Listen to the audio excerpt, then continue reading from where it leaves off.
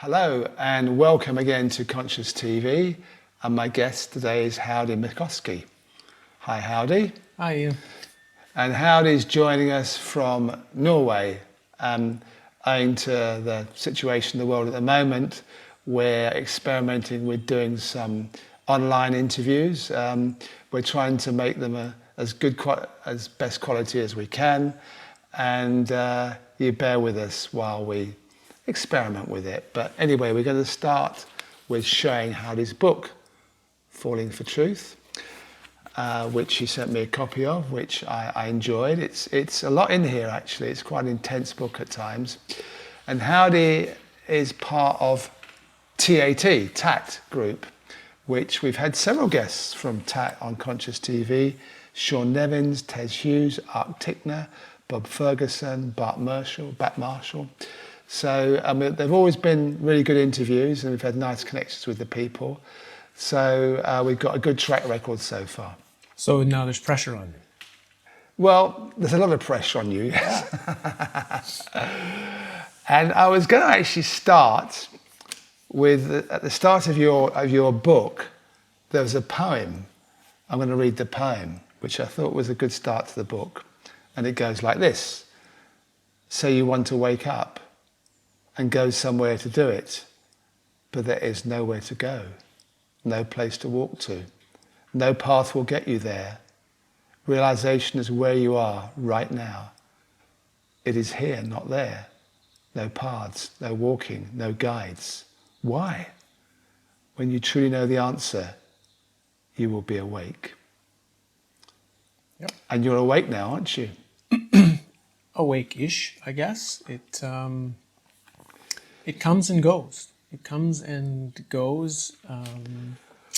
That you read there was written maybe 6 months after the experience that we'll get to, and it was a very clear period. I had about a year of extreme clarity, and then after the clarity came a lot of difficulty and a lot of challenge, and it's all part of the package. A lot of this is presented only on the happy side, the peaceful side, and there's just as much on the difficult, challenging side that actually balances it all out. So it's a bit of both. Yeah. Well, let's work through your story, if you like, your history, and then we can come on to what actually happened, which gave you the experience, and then talk about how that's been handled by you.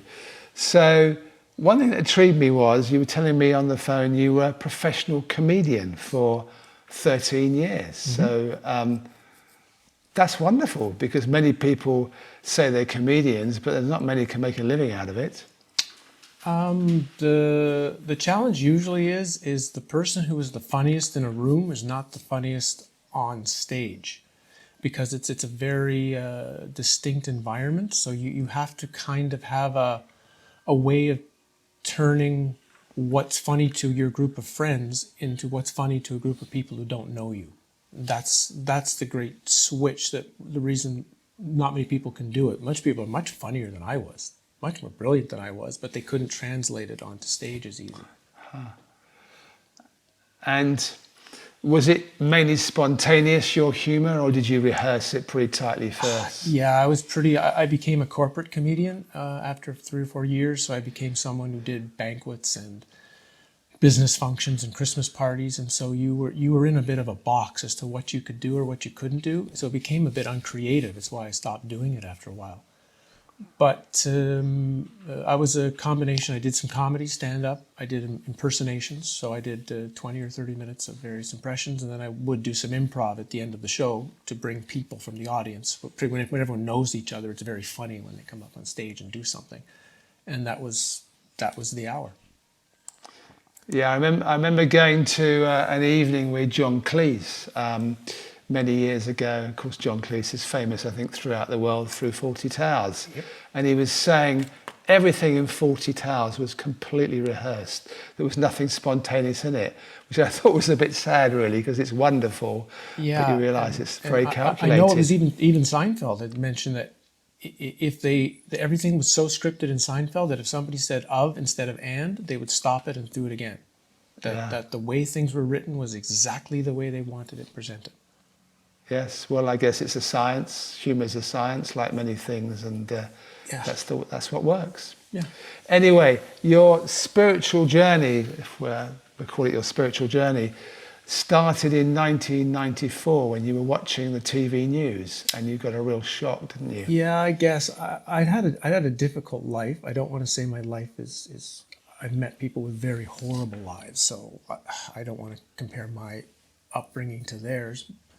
But there was a lot of challenge. My father was not a good person, and I had all my money stolen when I was going in my last year of university, and so I had all of these really difficult challenges through my family life. And just as I was getting through my university, I got a phone call that I better be prepared for the news coming up at 6 o'clock because my ex-girlfriend had just got murdered. And what was shocking about it for me, and why I can classify that as the beginning of a spiritual journey, is that she was doing everything perfect in her life. The script of life that you're supposed to have, of how you succeed and she had followed that as perfect as you could be, and now she's 24 and dead. And something clicked that said, maybe the story of how you're supposed to live isn't right. And it began a really deep combination of denial and running away from it, and also a combination of spiraling inward. The first parts of spiraling inward to start questioning, why do I believe what I believe?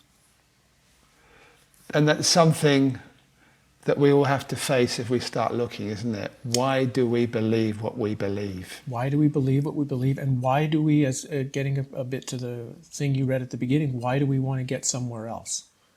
A lot of what standard spirituality is how you don't feel good here. You're unhappy, you're suffering, you have trauma, and there's this wished for place somewhere else where if you can just get to, everything will be okay.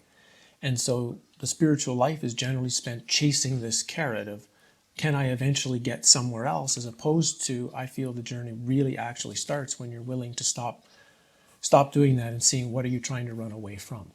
What is actually going on within you and has been going on within you that makes you want to be somewhere else? That's where it starts, because now we're starting to be honest with where we really are.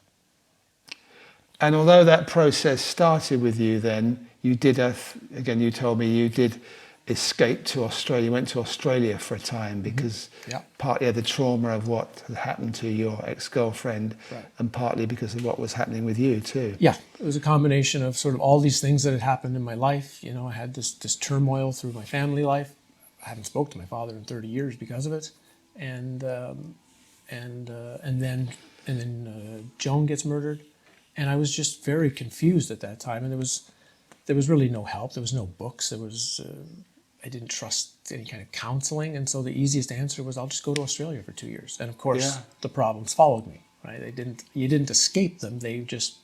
I changed locations and the problems stayed with me. Yeah, and we can mention it because it's in the book that your father actually went to jail. Mm-hmm. So that's pretty serious stuff. Yeah. And it's partly because he stole money from you, I think, wasn't it? Yeah, from a lot of people. Yeah, so that's you're dealing with heavy duty stuff. It's heavy duty, and it's heavy duty at the time that it happened too. At different times in a person's life, everything will have a different impact. And for me, this was happening right as university was going to end. So I was just about to finish and get a degree. It's just when you're beginning to move from young adulthood into adulthood, when you're starting to find out where you fit in, how you ground, how you fit into the world, and that gets pulled from you, and you kind of just you don't know where to put your feet down for quite a long time because of that. So if that happens to somebody when they're 40, it's very different than when it happens at that age, I think. It's like everything that happens in our life. The timing of it is also as important as what has just happened. And then a short time after that, 2 or 3 years after that, you saw again on TV something that impacted you.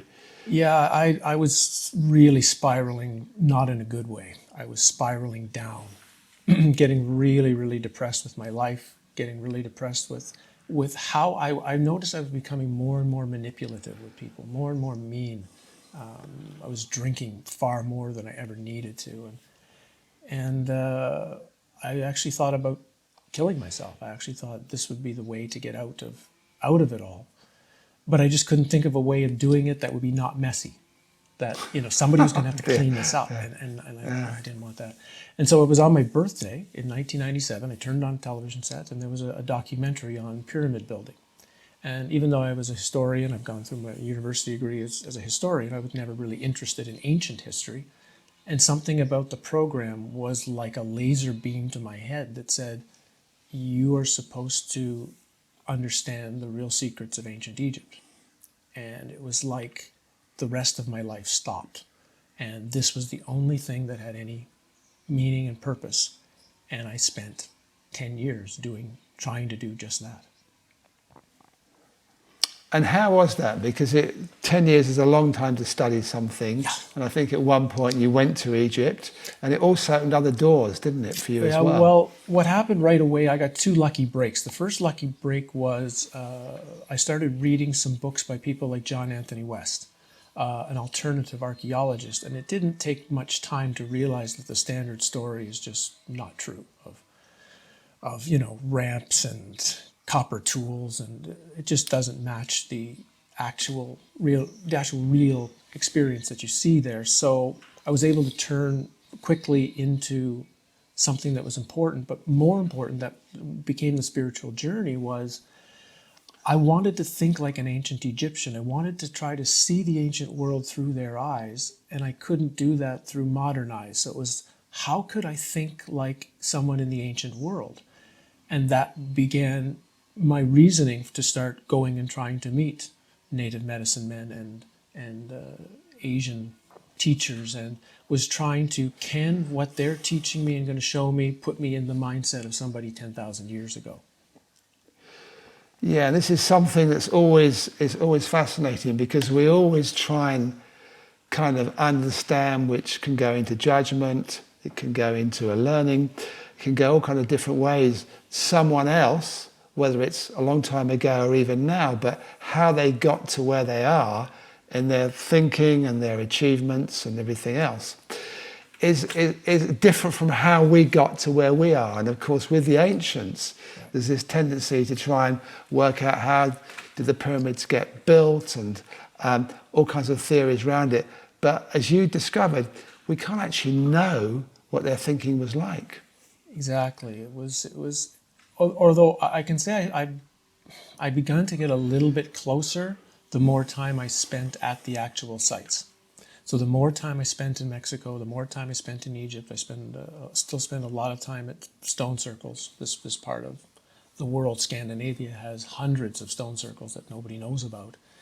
And what makes them so fascinating to me is the real ancient site, the most ancient of sites, are still connected to a time, I feel, when there was no egoic parasite, when humans on the planet actually lived without an egoic mind of any kind. The box of the mind wasn't there. So when I'm at these sites, even though it's not complete, I still feel like I touch that place. I actually touch this time 10,000 years ago when everything was completely different here. And to me, that's the greatest beauty of being at these places. I don't have to do anything. I just have to sit there and you touch this place. And when you say you touch this place, what happens to you tangibly then?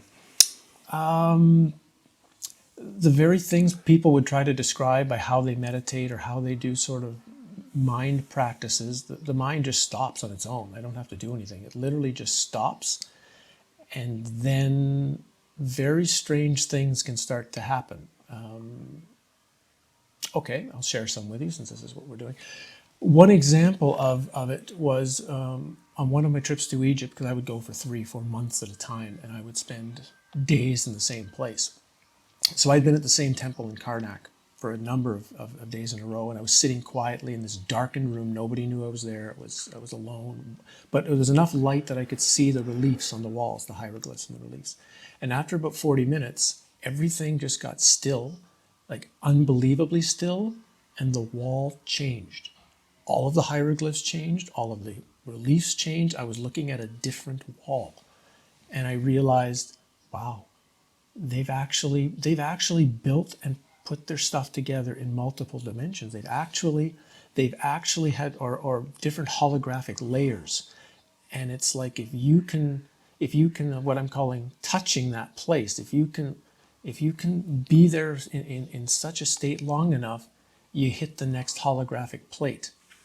So that was pretty shocking to realize I'm looking at the same wall every day for 8 days, but I don't know how many walls there actually are there. And again, that was this more of this, I think I know something, I've been doing all this study, I've been doing all this research, I think I'm pretty smart. I know jack shit compared to these people. Like these people, whoever they were that were building this stuff and using this stuff are beyond what we can even possibly comprehend. But when you say they didn't have an egoic structure, that may have been, I have no idea, but it could possibly be the case for people who are more simple and people that were just doing the building work, but surely the leaders must have had an egoic structure to lead. Well, when I say egoic, I'm using that word to mean a mind that is foreign.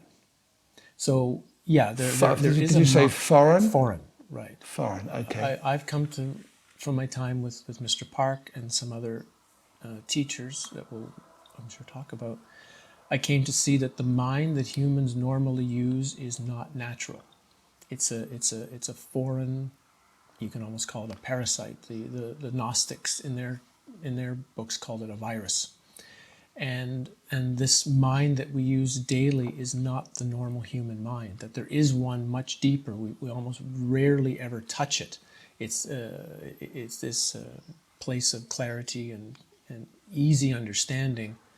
And so when I say without an egoic mind, I would say there still is a mind, but it's the same mind, like you say, that any natural creature has that functions the way it needs to function here. This secondary overlay, which is basically just an energy stealing device, I don't think was there. I can't prove that it wasn't there, but the feeling is that it wasn't. That there was a time when the mind we use daily didn't exist. And when you realized that, did that affect how you were? Tremendously, because it started me asking, well, what is it? On a real deep level, I was like, okay, what is this thing I'm calling my mind? What is this thing I'm calling my thoughts? What is this thing I'm calling everything I use daily? And how can I test it? How can I actually get an answers to what it does or what it might not do? And through a lot of the native Indian teachers that I met, I was lucky enough to meet several native medicine men and spend time on the reserve with them.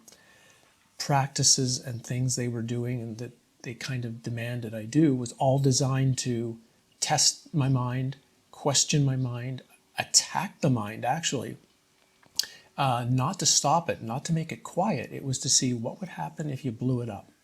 What would happen if the mind actually exploded for a while? Not just what would happen to me, what would happen to reality? What would happen to and that was when I found out reality isn't so real. Okay, well, there's a lot you're covering here. But let's just look at you mentioned Mr. Park, who was influential for you, who was a Korean teacher you met. Yeah. And you also told me on the phone that you did Qigong at that time for maybe 12, 15 hours a day. So, well, I was doing 12 to 15 hours of practice. Practice, okay. So, yes, Qigong was one of the things I had learned from a gentleman from Beijing who was a doctor in Edmonton at the time. So that would be maybe 2 hours a day. And then there would be 2 hours a day of walking. There might be an hour a day of gazing. I was doing the practice of recapitulation, which is the life review. It was some of the things were seemingly simple, but they were sitting still in nature for an hour and only looking 1 meter around you. It's amazing what's going on in our tiny little local environment that we're not aware of. So all of these kinds of practice, and I did some things that were crazy, crazy, but they eventually started, breaking things down. And Mr. Park, Mr. Park I met through, I don't think I told how, did I tell how I met him in the book? I don't think I said how I met him. Was he introduced by someone called Omni? Is that right? Yes. Yes, But I don't think I told the story of, maybe I did, Well, I don't know, but I'll tell it Tell here. the story, yeah. Yeah, and he had told me, this was an African gentleman that I had met who was outstanding in getting me to question how smart I thought I was.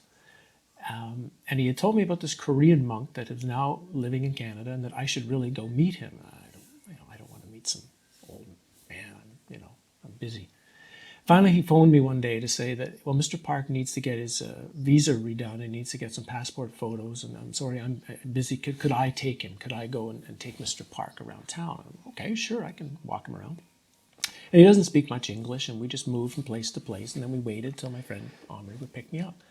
And as I was putting Mr. Park into the car, we hadn't spoken much all day other than yes and no. I'm putting Mr. Park in the car, and he just turns to me, looks at me, and goes, "You, darkness. Oh, left side, darkness. You come see me tomorrow." And he gets in the car. I remember saying, Omri asked, what did he say? And I told him. And then Omri just said, you better go see him tomorrow then. And that began the work with him. And you also say in the book that one thing leads to another, you found. You'd get in a flow and you'd get introduced to somebody else and then you'd meet someone else that fitted. And other times things weren't in a flow. It's like both sides were happening. Yeah, or I can say you can break my spiritual journey up in the year 2005. So before 2005, my life was mostly in a gigantic flow. And it was like that. As long as I was serious, if I started thinking about myself, or started thinking about what I wanted or what I need, the flow would stop. But as long as I was focused on, I need to learn, I need to get rid of false, because you don't find truth, right? You find false and remove it and keep moving, and eventually you might bump into truth. So as long as I was doing that, the most interesting people would show up on their own. And for me, I was also lucky because they were still from living everything in a very old way. So they're not giving workshops, they're not giving satsangs, you don't pay money to go see them. They just live peacefully and quietly. And if you're serious, you track them down and maybe they'll talk to you. Maybe. One medicine man I went to meet the first time, he invited me in. I sat down on his couch. He got me a glass of water, and I sat there. And he just ignored me for 2 hours. Didn't say hello, didn't acknowledge it, just did whatever he was doing, and then finally after 2 hours said, okay, come back tomorrow. He was testing me. Could I just sit there and wait? And so I'm lucky to have had these experiences with, again, touching this time, feeling like I'm touching a time long ago, not the way the modern world is, the way things were done long before we were born. Yeah, I'm just absorbing what you're saying. It's true. These times are so frantic, fast, impersonal in many ways. And what you're experiencing was like people doing things on their own terms and seeing if you would meet them in a different place from the normal. And that's a challenge that we have a lot in our lives, is if we really want to move, is to find that place where it's not just a stillness, it's not just a patience, it's just a coming together of a deeper level of us, as we really are. Yes. I would get asked questions sometimes if we walk in the forest. You might get a question like, how many crows did we pass on your right side? I don't know. 7. Why weren't you paying attention? And so I started to learn. I might get asked questions like this. You you better have your awareness open. And it's amazing once you're not trying to like how many birds I'm passing, how many birch trees are there. If you're just trying to just take in what's around you and sort of quiet. I don't say quiet because it's not the right word, but not focus on your own self. You bring in a tremendous amount of perception that you don't even know is brought in and that you can access. Yeah. So it might seem a strange question, but what was drawing you? Did you know what was drawing you at the time? Was it the intrigue, or was there a feeling of something much more fundamental going on? You mean in general, or when I was On this journey? Yes. Was it for me what you're talking about? It's intriguing, but also, of course, there's a gateway that is gradually opening. The gateway, the underlying intention was always, at first, was how much does my mind and my thoughts create reality? How much are they linked? So a large portion of what I was always doing was trying to stay aware of my thought, trying to stay aware of what was happening inside, and seeing as it changed, did reality change? And the answer turned out to be yes. And I don't mean in a minor way, it got scary. How did it get scary? It got scary because reality stopped behaving like it's supposed to behave. I started realizing that I would label things Carlos Castaneda talked about, where the external world is first a word in your mind, that there's this link between words in your mind and reality. And if there's no words in your mind, reality doesn't function. So it got to the point where I remember one day, a girl I was dating, I said one day, "Oh, your sister's coming up now. She's walking up the stairs to the house." What do you mean? And all of a sudden, knock, knock, knock, and there she is. She comes back after letting her sister in and says, "How do you know that?" I said, "Well, just you see her. She's walking up the path." "How? That's a wall. There's no window. It's a wall. How do you know that?" And I was looking out, and to me there was no wall. It was like literally I was just looking directly outside. And once I started realizing this, there's no wall, the wall started to reform again in front of me, and then the wall was back. Whoa. You start seeing how connected you are to reality, and how reality is held in place by what you believe. And I don't mean that. It's often said metaphorically in some way, or there's this sort of generalization, and I learned it's concrete. It's actually concrete. The world is solid because we believe it's solid.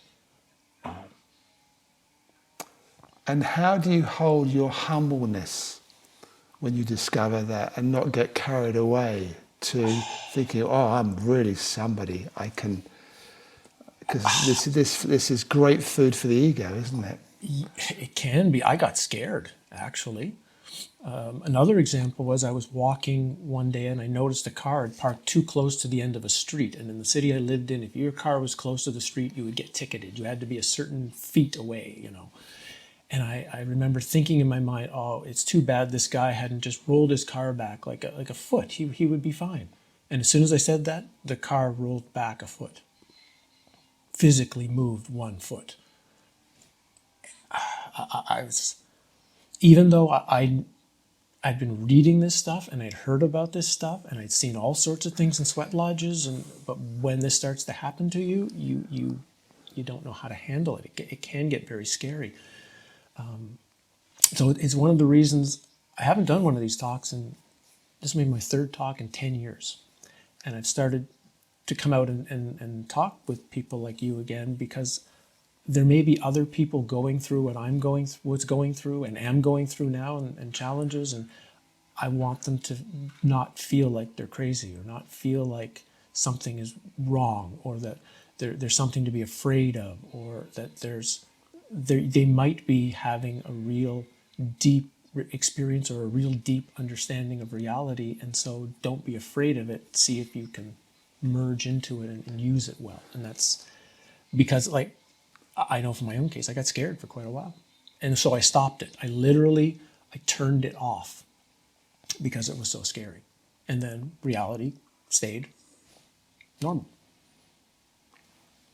Because it brings responsibility as well, doesn't it?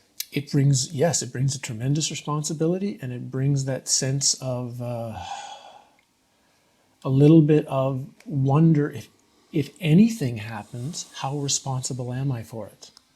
You know, if there's a fire in 2 streets over, well, did I somehow cause the fire? Did I walk by the house 3 days ago and think some thought maybe the house is on fire and now it is?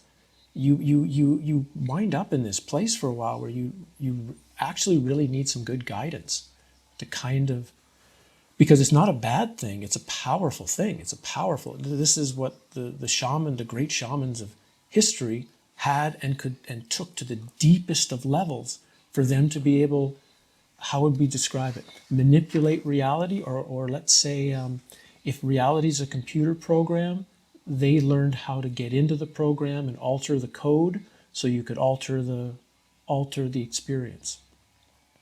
And like you say, that's a great responsibility, because if you are not going to have the best of intentions when you do that, you're going to create problems, real problems. Okay, so on May the 28th, 2005, Yep. something quantum happened for you. Yeah, 15 years ago tomorrow, actually. We're May Right. 27th today. Yeah, and wow. So I've been going through the journey you've been hearing up to this point, thinking I know quite a bit. And I was out hiking with a friend of mine out near a place called Johnson Canyon in Calgary, out in the Rocky Mountains. You can Google it and look it up. It's a massive waterfall through the canyon. And we were up a little further from the waterfall, but I'd never been there, so I didn't know there was a waterfall. It was a canyon. And there was this nice, it was a nice river, but it was moving quite fast. But we felt good. We got close to it, and I slipped and fell in. And the water took me at tremendous speed. And I did the best I could to try to swim to get out.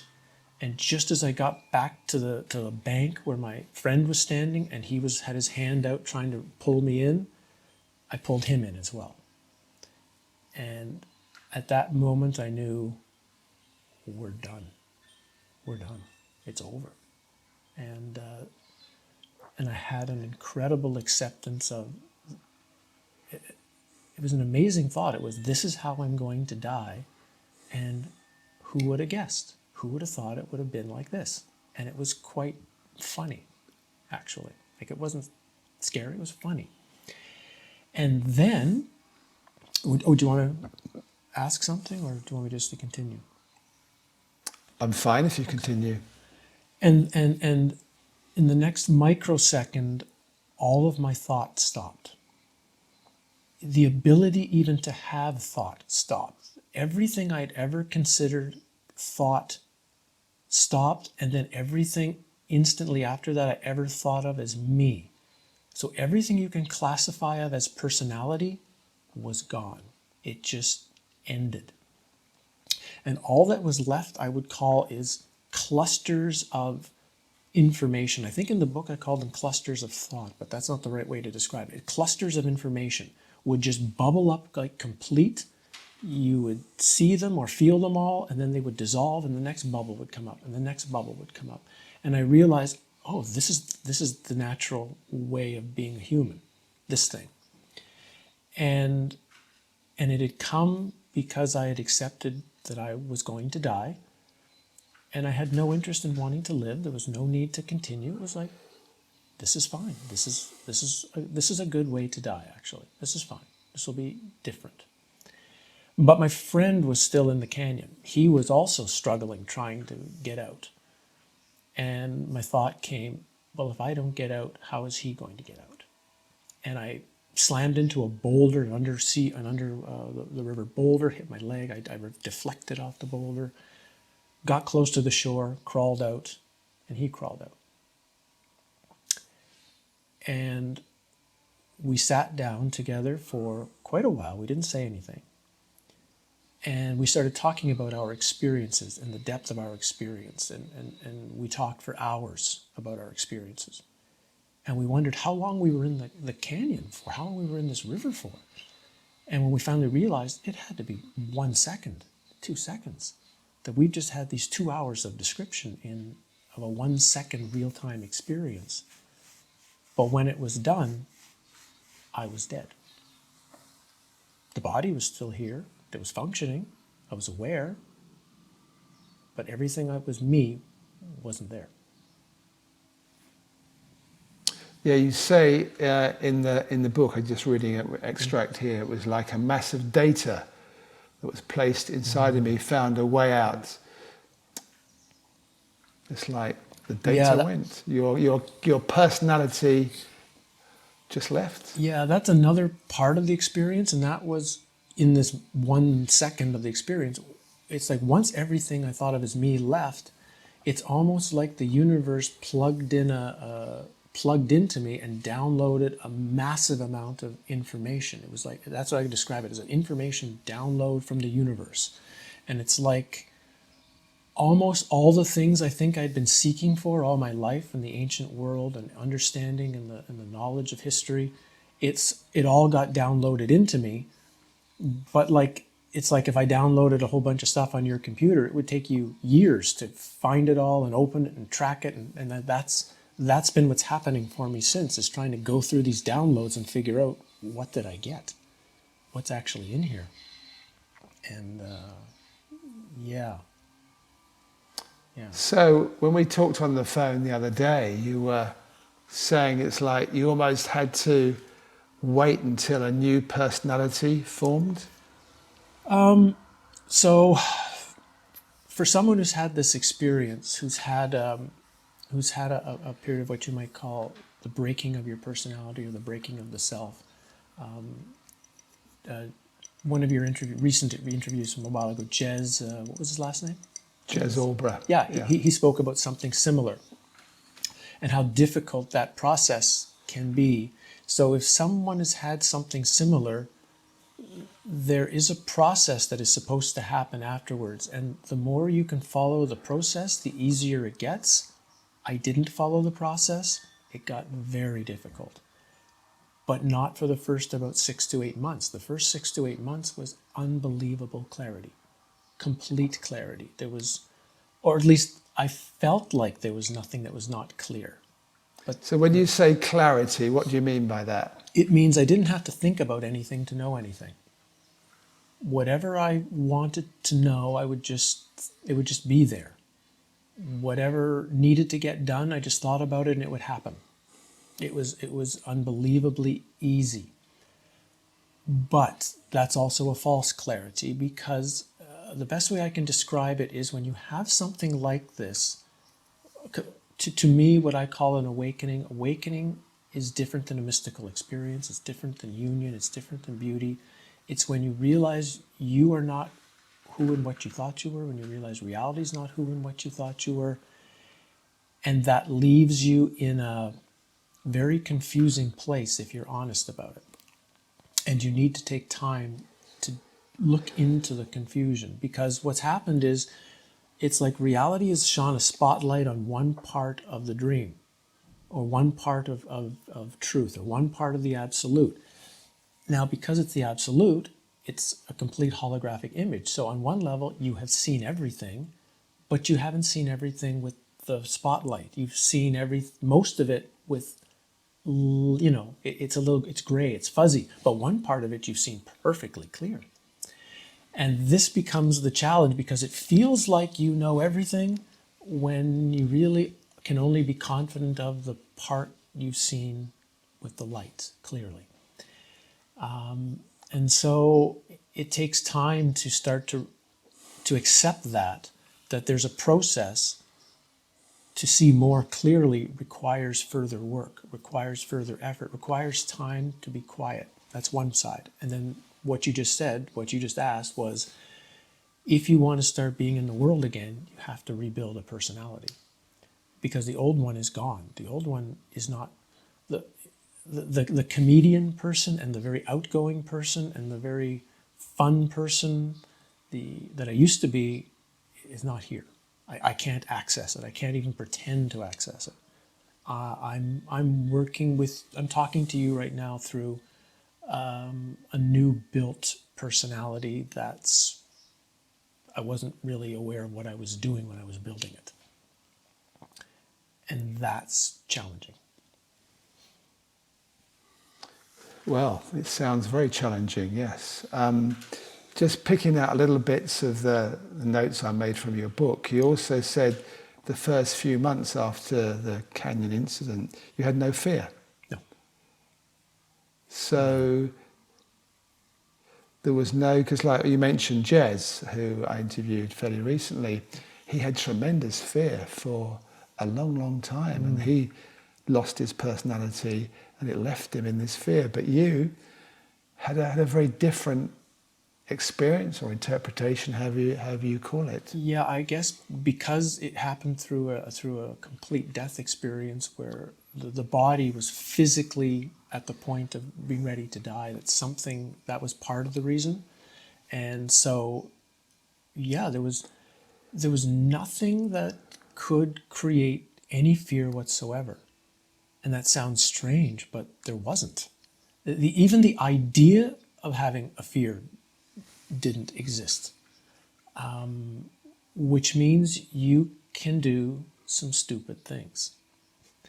Because on one level, having no fear sounds great, and it is great.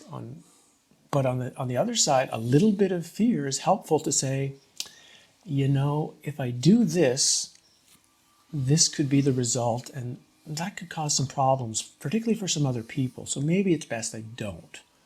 But when you have absolutely no fear, you'll walk into the fire gladly because there's nothing to be afraid of.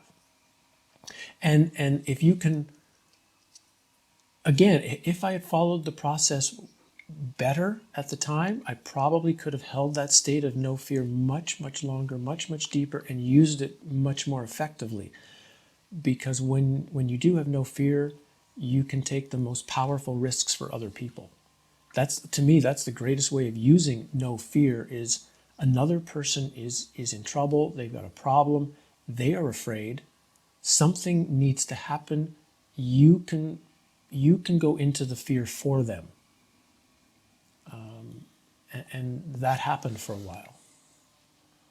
And you also say in the book that the problem of the ego was still there. The ego didn't completely disappear. No, again, that's one of these great challenges. You think it's gone, you think you've gone past it, but it's just been badly damaged.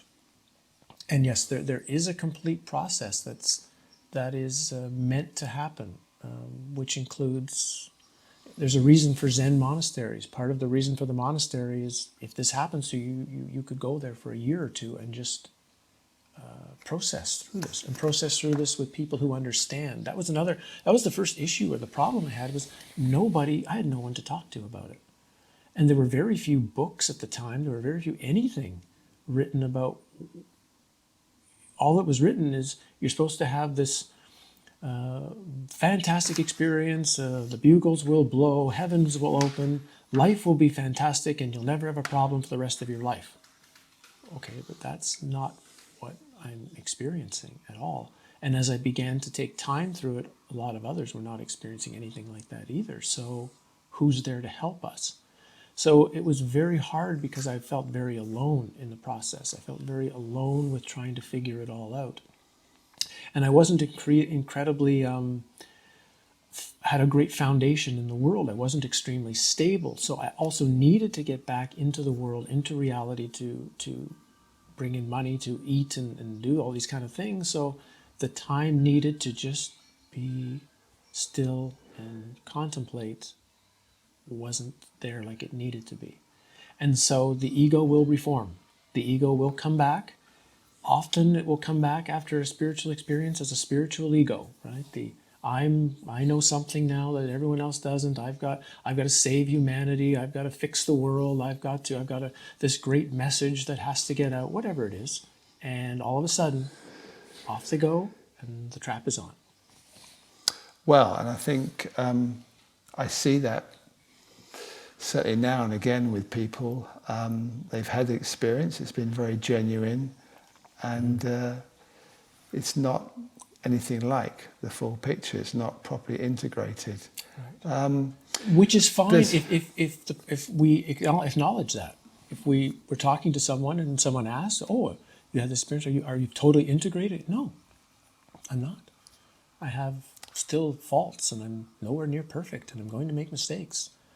But trying the best I can. That changes the interaction with anybody as long as you're being honest with them. Yeah, it's interesting. I'm going to skip some of my notes here. It's all very fascinating, but I can just maybe jump forward in the book and look at what you call Jacob's ladder, which kind of fits into what we're talking about here to a large extent. And this is a teaching from Richard Rose, who you never actually met, but you were very drawn to his teaching. And other people from TAT I've interviewed have spent time with Richard Rose. Do you want to just talk us through the three stages, the three pyramids, because we can reference then what you're talking about and where you were in that situation? Sure. So I came across Richard Rose after this canyon experience and was struck by his incredible honesty and his incredible willingness to not say things to be liked, but to say things because he was saying things the way he saw them. And it was just the most refreshing presentation I'd come across. Very similar to Mr. Park to me, because Mr. Park was like that. Mr. Park could be a loving grandfather, or he could be your worst enemy. That's what it felt like. He was, And within one of Rose's key teachings is something he called Jacob's ladder, which was three pyramids placed one on top of each other, which you move through, reaching I guess you would call it a culmination point that moves you not only to complete one level, you might say, but has moved you into the next level. And as I was reading through this material and reading through my own experience, I started saying, wow, it's also the three stages of the alchemic process of Negredo, Albedo, and Rubedo. It's the three pyramids sitting on the Giza plateau. It's these. When you look into mystical traditions, there's always this three of, and so I saw, wow, all of these things might be describing the same thing. So, yeah, I began the study of what would be the lowest level of the pyramid, which is an emotional level, the level of feeling. The second pyramid is the level of mind, so a level of... Well, you call it, Richard Rose calls it Umpire. Umpire is pyramid. He described the top part of that first pyramid as something he called the Umpire. That if you can work your way through the various emotions and feelings, because the first pyramid is all about, I don't feel good, I feel bad in some way. How can I feel better? And for him, there was a culmination point of what he sort of, I'm trying to paraphrase him here, that is a part of the mind that looks after us. There's a natural, almost like the way a bear has a natural instinct, and a dog has a natural instinct, and a tree has a natural instinct. There's a natural instinct for humans. What's good for humans? How do we find food? When do we eat? When do we sleep? When do we rest? When do we do everything? And he called it an umpire, a judging thing that simply was trying to make sure we stayed alive, could reproduce, look after those children before we ourselves died off. And for him, that if you could reach this point and allowed it to function naturally, which we don't seem to do, then a lot of our normal problems would just naturally fall away. We're looking for something to guide us, but we already have it inside us. We just don't use it very often. So that would be the first pyramid of work, which is getting through how do I feel. Yeah. And you also talk about when you're in that first period, you tend to have a constant low-grade anxiety which continues no matter how much you seem to progress. That low-level anxiety, something unsettled is always there. It's unsettled because, again, the search is to feel better. And feeling better doesn't necessarily mean you have aligned to any kind of truth. Doesn't mean you have aligned to any kind of deeper part of self. It just means you feel better. You can think of it as like a labyrinth. And so to spiral into the center of the labyrinth is hard work. It's difficult, but once you get to the center of it, it's a very peaceful place. It's like the eye of the hurricane. And if you're only focused on the first pyramid, that's all you want. Your goal was to be peaceful. Your goal was to have quiet. But that's not the whole journey, because the journey requires spiraling back out again. You're not meant to live in the middle of the hurricane. You're meant to live in freedom. And that means you've got to come back out, and it means you're going back through the labyrinth, back through the Minotaur, back through everything again. And that's moving into the second pyramid. So that changes when somebody decides, I don't need happiness anymore. I need to know what's true. I need to know, or at least in their own eyes, what's truth to me. And that involves working back through the humanness, as I understand it. You're going to, because once everything that would normally be classified as the spiritual work, I put in the first pyramid. Almost everything that anyone can think of, that's, to me, is first pyramid work. It's about actually just regaining some of your natural human functioning. You were talking earlier how this world has totally taken us away from just being natural. And most spiritual work, if you get to the core of it, is really just designed to get you to be a normal, functioning, peaceful, relatively healthy human being. And there's nothing wrong with any of it. It's important. You can't take university physics until you've taken grade 5 mathematics. The problem is that most of the people teaching the grade 5 mathematics in spiritual circles present it as if it's university physics.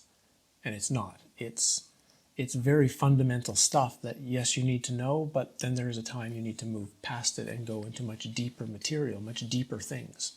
And I'm just trying to fit this in, because also in the book you talk about the two distinct parts of awakening. That's in a different chapter.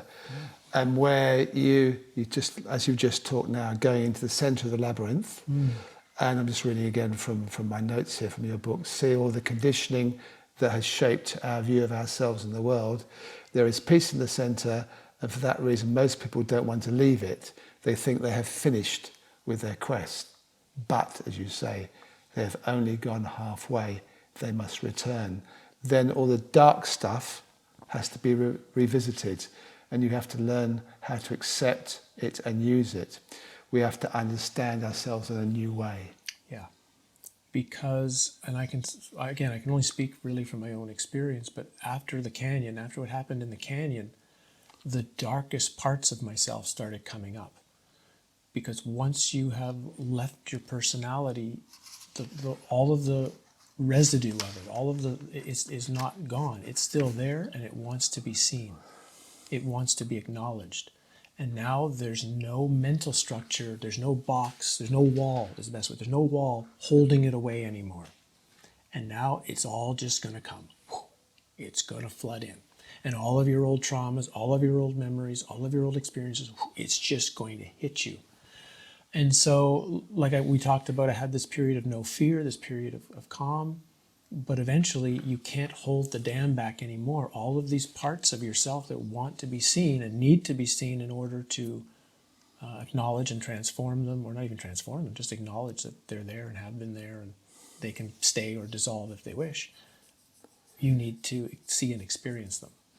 And again, if the person is only wanting to feel good, this will be rejected. This part of the process will be rejected. So you see that as all part of the first part of the pyramid, the umpire. Do you? This would be moving into the second part. It's moving into the second, Yeah, the process observer. Yeah, once you start moving past that and you start moving back out and revisiting yourself in a much deeper, honest way, it's right, because now in the first pyramid your focus is out. Your focus is out there generally. But once you go to the next level, your focus is now here. It's all about what's going on inside this thing. And of course, I don't mean this thing being a body, because that's one of the first traps, right? This belief that there's a me inside this body thing and there's a not me outside the body. But once you start seeing what going inward is not going inside a body, it's going inside this thing called self. Oh, wow, does that change everything? Doesn't it? That changes the whole game. And that's what I feel a lot of that work is about. It can be a bit more mental, because it's having to dig through thoughts and memories, which, while they do have an emotional element and a feeling element, there's a lot of thought pieces that are holding it together. And you also talk about it being a physical strain, causing a lot of insomnia. So it's taking it out of you, and you kind of need to maintain this physical fitness as much as you can. Yes, it's as you really start going deeper into things. In my case, I've gone through some tremendous illnesses since the canyon. I went through a 4-year illness. The illness was so strange that I probably saw 20 different medical practitioners, from regular doctors to acupuncturists to shaman to energy healers to herbalists. Everyone had a different answer. Everyone had a different suggestion. Everyone had a different diagnosis. I tried them all. None of them worked. None of them changed anything. And then one day, it just stopped. All by itself. Just stopped. Now, obviously, it must have stopped because I had completed something. I had looked at something enough. I had made some sort of inner shift. But I can't tell you now what the inner shift may have been or may not have been. But that's when it stopped. It started because something was out of alignment. And that out of alignment is going to become much, much worse when you can't hide from it anymore. And all you have to do to end it is end the misalignment, come back into alignment. But yeah, it was difficult. And then Adyashanti talks about something similar. He had similar experiences after his awakening. Yeah. He was constantly sick over and over and over again for years.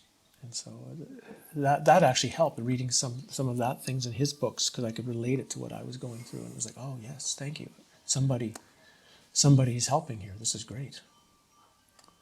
Yes, absolutely. And then the pyramid 3, I want to just try and fit in this idea, which I thought was very interesting, the Jacob's Ladder idea.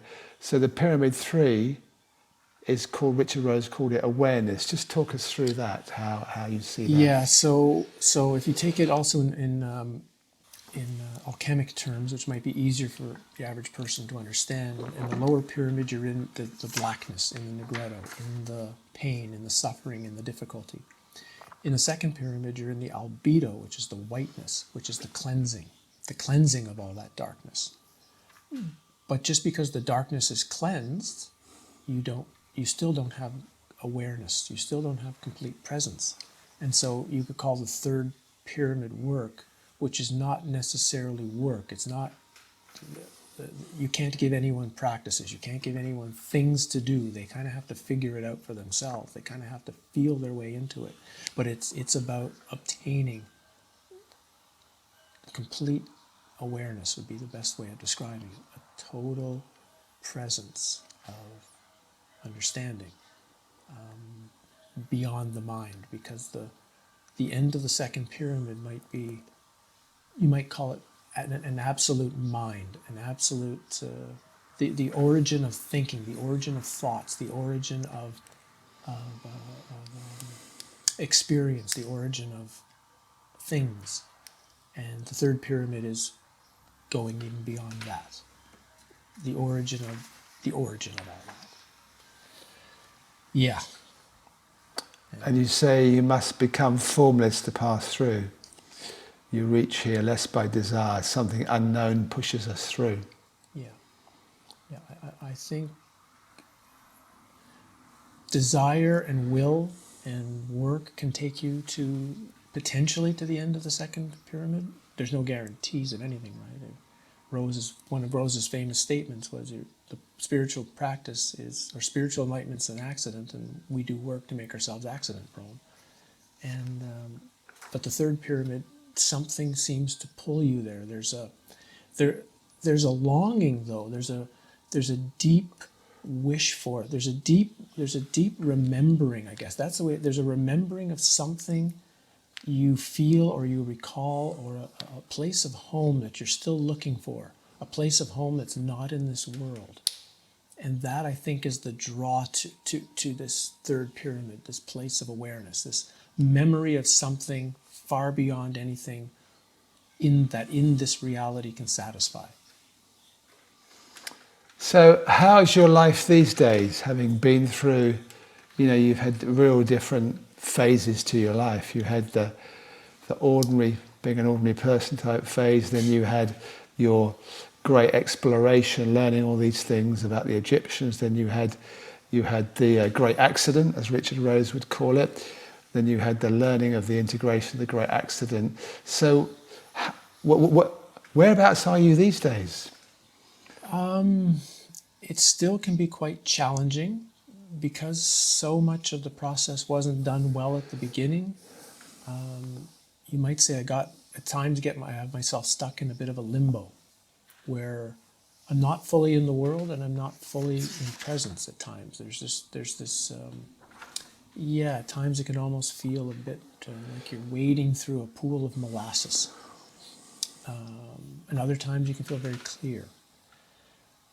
But I still get drawn. There's a painting behind me. I don't know if it can properly be seen in the video. It looks like a woman is leaning forward. Actually, I have to tilt my camera because, of course, the one that's going on the internet. I'll tilt it briefly. It's I'll tilt it for you too, Iain, but you can move out of the way. I'll see it. It's one of the first Renaissance pieces of artwork in Florence, done in the monastery of San Marco, and it's the Annunciation, the famous Christian moment of the Holy Spirit impregnating the Virgin. And what I see it comes to symbolize is the spark of something divine into you that causes deep seeking. So when we talked about the pyramid program I saw on television 25 years ago, the painting behind me was that experience, because I wasn't asking for it, I wasn't looking for it, I wasn't trying. I was standing in the middle of the road and the bus ran me over. Boom. And that's kind of what that symbolizes. And I can now say that is still, so you're asking what's happening now? That's happening a lot. There's a lot of this times divine, boom. You need to look into this. You need to study that. You need to it's how I wrote the book after the book you have in your hand, the book on history in the 1850s, the World Expositions, which I wrote because all of a sudden an experience after being in Florence told me that all of our history is a lie. It's not even a minor lie, it's a major lie. And it just, same kind of thing. So it's things I'm noticing now just pull me into subjects and kind of just say, you need to put your time here. And I say, why? And I don't get an answer, I just do it. But as I do it, I get tremendous energy from doing it and a tremendous joy from doing it, even though I don't know how well it's received or not. Yeah, I think, I don't know the exact quote, but it's somewhere I pulled out of the book that I think Richard Rose says, you climb the mountain, you get to the top, then you keep climbing. There's just no end. There's no end. No, there's no end, because the minute we think we finished, the minute the ego has you, the minute the ego's got you again, you believe you are perfect. And as opposed to, why don't you just keep seeing what more you can learn? Because if there's anything maybe the only thing I think I've learned now in my life, in all of the stuff we've talked about, the only thing I've learned is the key moment of our life is going to be the moment of our death. That is going to be the greatest transformative doorway that we will experience or not experience, or however you want to call it. And our whole life is preparing ourselves for that moment. How much presence will you take into your moment of death? How much awareness will you take in the moment of death? How much questioning will you bring into it? Will you trust? Will you trust instantly, or will you doubt? Will you believe? Will you not believe? Will you question? Will you not question? And so I see that everything is leading for that great opportunity. A great opportunity. Great opportunity. Yeah, that's not how society sees it. No, and that's the current, we'll call it crisis we're under now, has its undertones because of a great fear, and the great fear is death. Yes, The great absolutely. fear of everything is what happens Yeah. if I die tomorrow, Yeah. or next week, or next month, and I don't get to finish whatever it is I'm supposed to, or they don't even know why they're afraid. And having lived through what I've lived through, now I know it's not frightening at all. It's actually, if you let go, it's unbelievably transformative. It might be painful, it might be scary, it might be, I don't know, but eventually it will be a great opportunity. Howdie, I think that's a great place to finish. Perfect. A great opportunity. I'm going to show your book again, the full title, Falling for Truth, A Spiritual Death and Awakening. Thank you for having me, Iain. I appreciate it. And I appreciate the interviews you're doing with people. You're providing a lot of various people to be heard that give people a chance to make some decisions on what they want to do and how they want to live their life. Fantastic. Thank you. And of course, the real motivation is that I enjoy doing it and I learn something as well. So it's not as if it's one way, but I appreciate you saying that. So Howdie, we maybe meet again in person. That would be very nice if you come to London once the current drama has dissipated to some extent. And I would be looking forward to it, and yes, that'd be great. good. And thank you everyone for watching Conscious TV. And of course, I hope we see you again soon. Goodbye. As I was thinking over a bit of the topics covered in the conversation we just had with Iain, there was one important element that I failed to mention when we were talking about the mind. We were talking about how I mentioned it was foreign. And I think it's a very important thing that spiritual seekers understand, that what we classify as our mind is something that is not just creating reality, not just creating our experience, it's being manipulated. It's being manipulated, it's being hypnotized. That's the best word we can use. The external reality and forces in the external reality are hypnotizing the mind. So what you're experiencing and what you think you're experiencing and how we think we're experiencing it is not anywhere close to what's actually going on. And this manipulation is pretty constant in every area of our life. It's why it requires so much work to examine the mind, to study what we think and what we believe, because so much of it is not, I don't want to say it's not truthful, that's not even the right word. it's an external projection designed to hook us into the dream, hook us into this reality. So I thought I should share that with you as another thing to really contemplate about, to think, how hypnotized am I by what's going on around me? How much of a robot or a zombie am I? How much is the choices I make my own choice or a programmed choice from years ago or from 1 minute ago?